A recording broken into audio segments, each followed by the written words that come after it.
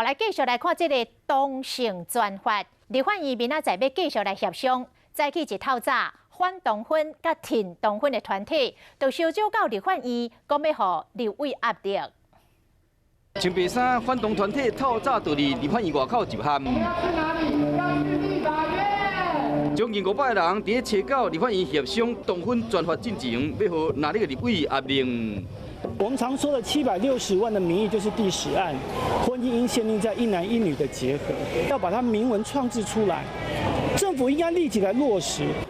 5月24日，大法官释宪要到期啊！立法院协商目前出现3个版本，包括行政院版的同性婚姻、幸福明委托国民党立委罗淑宝提案的同性家属，两个方案超别平。民进党立委林岱华佫提出一个版本：不要歧视，不要再为难我们的孩子，让我们的孩子到店结婚，共同监护家父稳固。